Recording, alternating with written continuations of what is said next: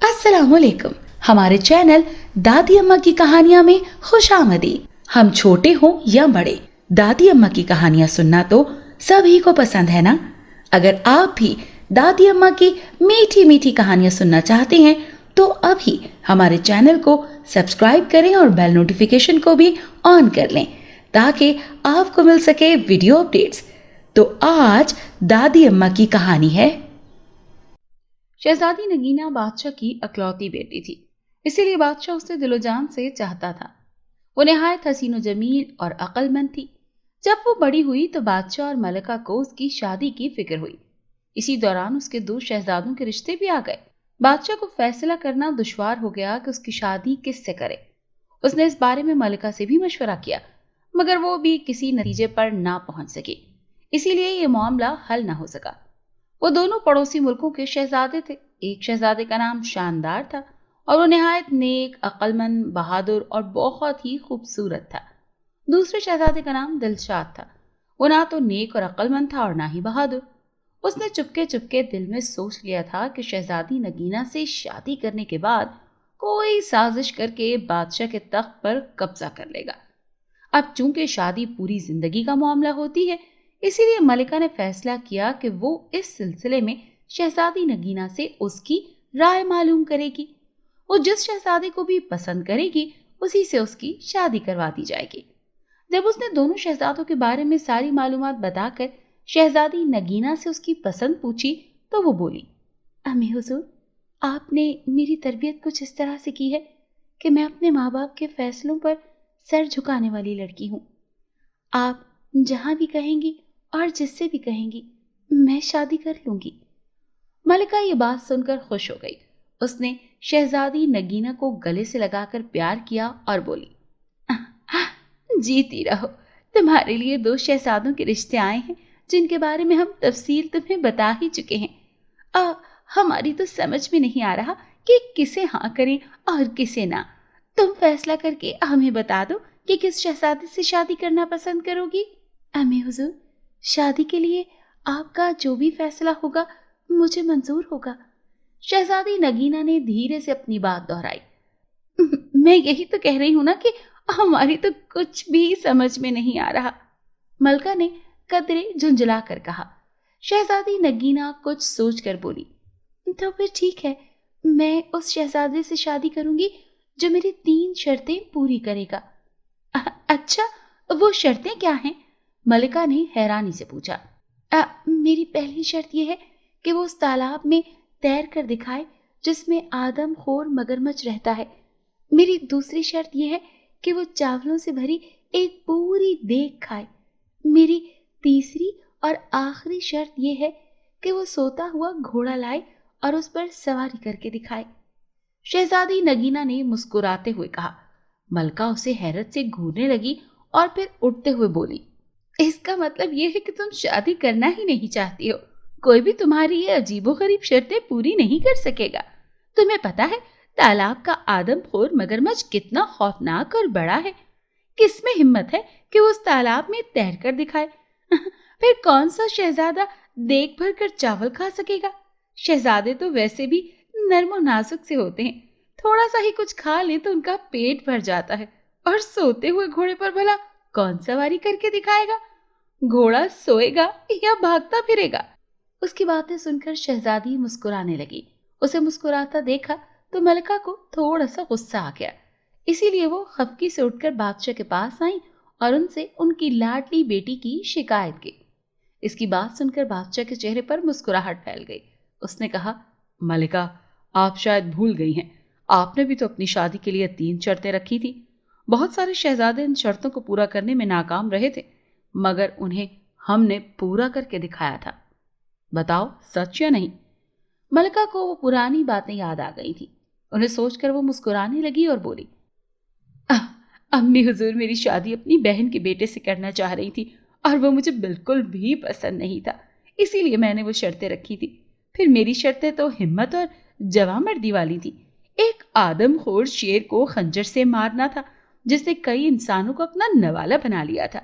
मासूम लोगों को लूटने वाले डाकुओं को गिरफ्तार करना था जिन्होंने गरीबों की जिंदगी अजीरन कर दी थी। اور پہاڑ کو کاٹ کر ایک نہر نکال کر کسانوں کی بنجر زمینوں کو سیراب کرنا تھا۔ مجھے فخر ہے کہ آپ نے وہ تمام شرطیں پوری کی تھی۔ آپ بہادر اور ہمت والے بھی تو بہت تھے نا۔ لیکن ملکہ، کبھی کبھی ہم یہ سوچ کر پریشان ہو جاتے ہیں کہ اگر ہم آپ کی شرطوں کو پورا کرنے سے قاصر رہتے تو پھر آپ سے تو ہماری شادی ہی نہ ہوتی۔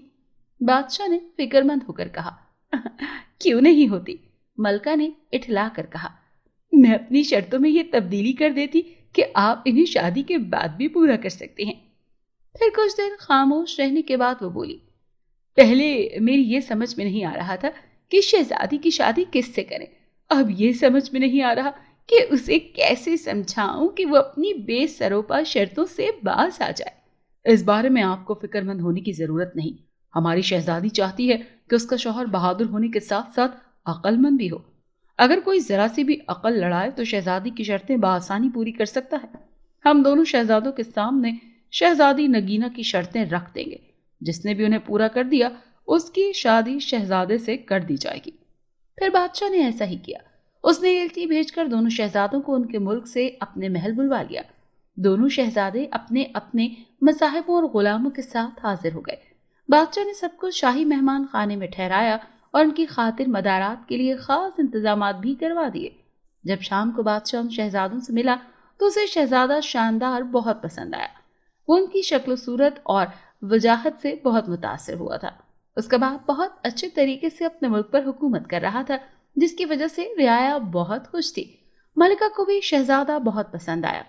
دوسرا شہزادہ جس کا نام دلشاد تھا، دونوں کو ایک آنکھ نہیں بھایا۔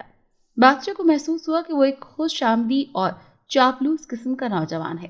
اس بات سے بادشاہ نے اندازہ لگا لیا کہ وہ نہایت چالاک اور عیار آدمی ہوگا۔ ملکہ تو شہزادہ شاندار اتنا پسند آیا کہ وہ شہزادی نگینہ کے پاس گئی اور بولی، بیٹی تم اپنی شرطیں واپس لے لو اور شہزادہ شاندار سے شادی کر لو۔ ارے ایسا شوہر تو قسمت سے ہی ملتا ہے۔ اگر پہلی شرط کے دوران ہی مگرمچھ نے اسے کھا لیا تو بہت برا ہوگا۔ شہزادی نگینہ نے اٹل لہجے میں کہا، اگر میں اپنی شرطیں واپس لیتی ہوں تو اس میں میری بے عزتی ہے۔ شہزادہ اگر میری شرطیں پوری کرتا ہے تو ٹھیک، ورنہ اپنے گھر جائے۔ ملکہ مایوس ہو کر لوٹ گئی۔ دونوں شہزادوں کی ملاقات شہزادی نگینہ سے کروائی گئی۔ وہ انہیں محل سے کچھ دور جنگل کے نزدیک تالاب تک لائیں اور ان سے کہا، یہ ہے وہ تالاب جس میں ایک آدم خور خونخوار مگرمچھ رہتا ہے۔ کیا آپ دونوں اس تالاب میں تیر کر دکھائیں گے؟ اس کا یہ کہنا تھا کہ اسی وقت ایک بہت بڑا مگرمچھ اپنا منہ کھولے تالاب کے کنارے پر آ گیا۔ اسے دیکھ کر شہزادہ دلشاد خوفزدہ ہو گیا اور بولا، جان ہے تو جہان ہے، میں تو اس تالاب میں ہرگز نہیں جاؤں گا۔ شہزادی کی دوسری شرطیں بھی بہت سخت ہیں۔ دیکھ بھر کر چاول تو کوئی دیو ہی کھا سکتا ہے، اور اس کے علاوہ میں سوتا ہوا گھوڑا کہاں سے لاؤں گا اور اس پر سواری کیسے کروں گا؟ میں تو چلا، مجھے نہیں کرنی یہ شادی۔ یہ کہہ کر وہ چلا گیا۔ اس کے جانے کے بعد شہزادہ شاندار نے کہا، شہزادی صاحبہ کل میں آپ کو اس تالاب میں تیر کر دکھاؤں گا۔ رات ہوئی تو اس کے ساتھ آئے ہوئے غلاموں نے تالاب میں ایک بڑا سا جال ڈال کر مگرمچھ کو پکڑ لیا اور دور ایک دریا میں چھوڑ آئے۔ اگلی صبح ملکہ، بادشاہ اور شہزادی نے دیکھا کہ شہزادہ مزے سے تالاب میں تیرتا پھر رہا ہے۔ شہزادی نے پوچھا، اس مگرمچھ کا کیا ہوا؟ وہ کہاں ہے؟ اسے میں نے پکڑوا کر دریا میں چھڑوا دیا ہے۔ آپ کی پہلی شرط میں نے پوری کر دی ہے۔ مجھے امید ہے کہ آپ اس بات پر اعتراض نہیں کریں گی کہ میں نے مگرمچھ کو دریا میں کیوں چھڑوایا۔ آپ کی شرط صرف دریا میں نہانے کی تھی، مگرمچھ سے لڑنا نہیں، شہزادے نے تالاب سے باہر آتے ہوئے کہا۔ ملکہ نے یہ بات حیرانی سے سنی۔ بادشاہ مسکرا رہا تھا۔ شہزادی نے کہا، بالکل ٹھیک شہزادے، آپ پہلی شرط جیت چکے ہیں۔ میری شرط ہی یہ تھی کہ آپ تالاب میں تیر کر دکھائیں۔ میں آپ کی ذہانت کی قائل ہو گئی ہوں۔ دوپہر ہوئی تو شہزادی نگینہ نے کہا، شہزادے آپ مجھے دیکھ بھر کر چاول کھا کر کب دکھائیں گے؟ شہزادے نے کہا، ابھی تھوڑی دیر بعد۔ یہ کہہ کر شہزادے شاندار نے کھڑکی سے باہر جھانک کر دیکھا۔ اس کا ایک مصاحب 2 غلاموں کے ساتھ لمبے لمبے ڈگ بھرتا ہوا محل کی جانب آ رہا تھا۔ شہزادہ شاندار بادشاہ سے اجازت لے کر باہر نکلا اور اپنے مصاحب سے کوئی چیز لے کر جیب میں رکھی اور واپس آ گیا۔ اتنی دیر میں ملازموں نے دسترخوان چن دیا۔ وہ اپنے ساتھ چاولوں کی ایک بڑی سی دیگ بھی لے کر آئے تھے، جسے انہوں نے دسترخوان کے بیچوں بیچ رکھ دیا۔ دیگ کو دیکھ کر بادشاہ کے چہرے پر فکر مندی کے آثار نظر آئے۔ کیوں میاں صاحبزادے، آپ کھا لیں گے دیگ بھر کر چاول؟ اس نے شہزادے سے پوچھا۔ ایک دیگ تو کیا، میں تو 2 دیگیں بھی کھا سکتا ہوں۔ یہ کہہ کر شہزادہ شاندار نے اپنی جیب سے ایک نہایت چھوٹی سی دھاتی دیگ نکالی، جو اس کے ملازم بازار سے خاص طور پر بنوا کر لائے تھے۔ اس نے اسے چاولوں سے بھرا اور شہزادی نگینہ کے سامنے پوری دیگ چٹ کر گیا۔ شہزادی صاحبہ، آپ کی دوسری شرط بھی پوری ہو گئی ہے، میں نے دیگ بھر کر چاول کھا لیے ہیں، اس نے شرارت سے مسکراتے ہوئے شہزادی سے کہا۔ اس کی بات سن کر شہزادی نگینہ ہنس ہنس کر لوٹ پوٹ ہو گئی۔ بادشاہ نے ملکہ سے کہا، بیگم، اب اپنی بیٹی کی شادی کی تیاریاں شروع کر دو۔ مجھے تو یوں لگ رہا ہے کہ یہ شہزادہ میاں تو سوتے ہوئے گھوڑے پر بھی سواری کر کے دکھا دیں گے۔ شام کو بادشاہ، ملکہ اور شہزادی نگینہ اپنے باغ میں چہل قدمی کر رہے تھے۔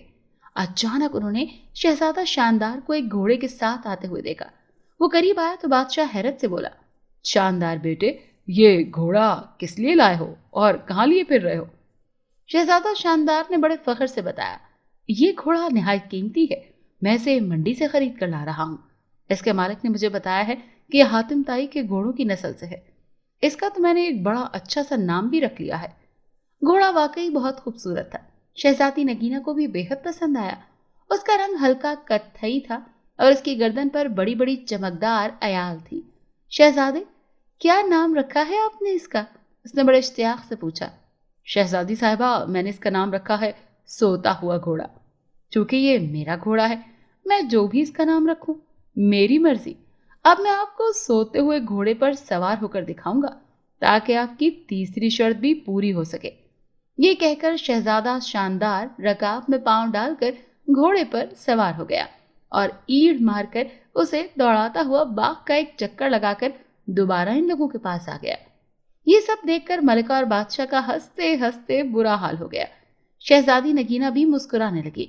کچھ دیر بعد وہ بولی، ابا حضور، ہم چاہتے ہیں کہ ہماری شادی ایک ایسے شہزادے سے ہو جو بہادر ہونے کے ساتھ ساتھ عقل مند بھی ہو۔ ہم نے اپنی شرطیں اسی لیے رکھی تھی کہ انہیں پورا کرنے والے کی ذہانت کا امتحان ہو سکے۔ خدا کا شکر ہے کہ ہمیں ایسا شہزادہ مل گیا ہے۔ اس کی بات سن کر بادشاہ اور ملکہ نے سکھ کا سانس لیا۔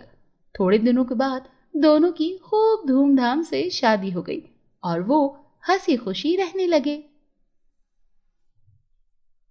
اگر آپ کو آج کی کہانی پسند آئی ہو تو ہماری ویڈیو کو ضرور لائک کریں اور چینل کو سبسکرائب کرنا مت بھولیے گا۔